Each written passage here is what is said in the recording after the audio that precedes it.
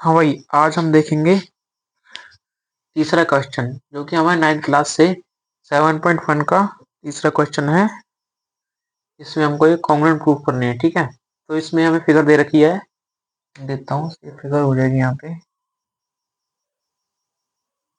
Figure 7.8। ठीक है, ये होगी हमारी फिगर। तो इसमें क्वेश्चन में हमको दे रखा है AD and B C are equal perpendiculars. ये हमारा सेगमेंट है ए बी सेगमेंट। ठीक है, इस पे परपेंडिकुलर है हमारी बी सी परपेंडिकुलर। ठीक है, ये लाइन होगी, इस पे हमने ऐसे परपेंडिकुलर खींच दिया, परपेंडिकुलर 90 डिग्री पे ये लाइन है। ये हो गया हमारा परपेंडिकुलर। ठीक है, तो ये जो लाइन है ये परपेंडिकुलर है। इसी तरीके से हमारा पास ए बी सेगमेंट है, इस पे बी सी जो है ये परपेंडिकुलर है। इसी तरीके से ए बी इस ए बी पे परपेंडिकुलर है ऐसे।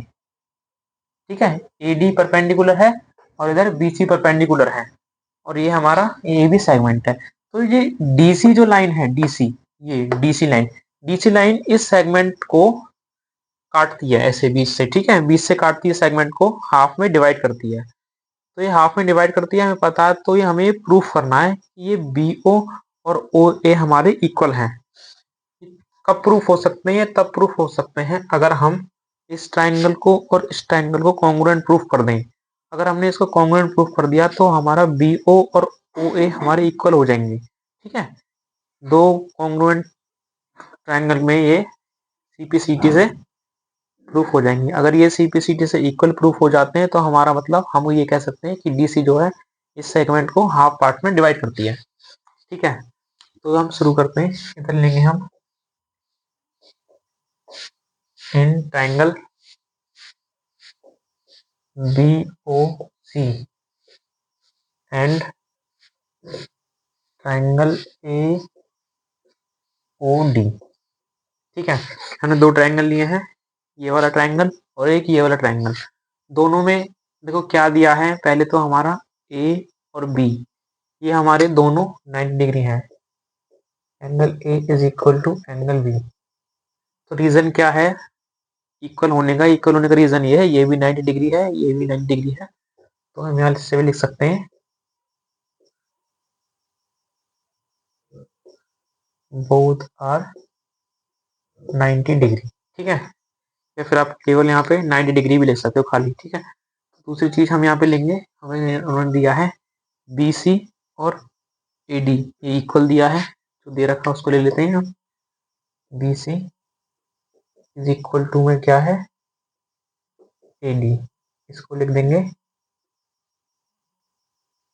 Already given. तीसरी चीज देखो, तीसरी चीज ये है हमारा ये एंगल है और ये एंगल, ये बन रहा है हमारा वर्टिकली अपोजिट एंगल। तो हम इसको लिख सकते हैं angle B O C is equal to angle A O D के, और यहाँ पे लिख देंगे वर्टिकली अपोजिट एंगल। इधर थोड़ी जगह कम बच रही है, छोटा लिख देता हूँ मैं इसको। ठीक है, angle B O C is equal to angle A O D. ठीक है, और यहाँ पे लिख देंगे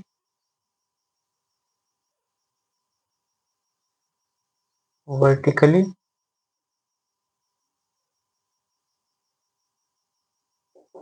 इसको सही कर लेना अपोजिट एंगल। ठीक है, वर्टिकली अपोजिट एंगल। ठीक है, ये अपोजिट की स्पेलिंग है, देख लेना, जगह कम है तो मैंने ऐसे लिख दी है। अब देखो तीन चीज है इसमें।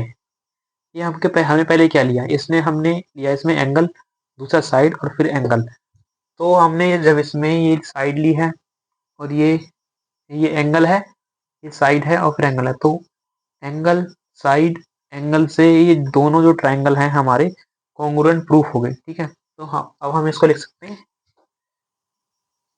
Triangle B O C congruent हो गया ट्राइंगल ए ओ डी के। और जब ये कॉन्ग्रुएंट ने प्रूफ कर दिया है तो इसमें बी ओ और ओ ए इक्वल हो जाएंगे। B O is equal to O A, ये आ जाएगा बाई CPCT, ठीक है, CPCT, ठीक है। तो ये CPCT से इक्वल हो गया। तो अब हम यहाँ पे लिख सकते हैं therefore CD bisects AB, CD bisects AB, ठीक है। यही हमको प्रूफ करना था और जो हमने कर दिया है। सवाल मुश्किल नहीं है, आसान है, बस ये दो ट्रायंगल दे रखे हैं इसमें, ये सेगमेंट है, सेगमेंट पे परपेंडिकुलर लाइन है दो, ये परपेंडिकुलर है BC और ये परपेंडिकुलर है AD। तो इस सवाल में इन्होंने कहा है DC जो है इसको आधे पार्ट में डिवाइड करती है, हमको प्रूफ करना है। प्रूफ करेंगे अगर हम इसको BO और OA को हम इक्वल प्रूफ कर दें तो ये हो जाएगा कि DC जो है इसको बाइसेक्ट करती है, ठीक है।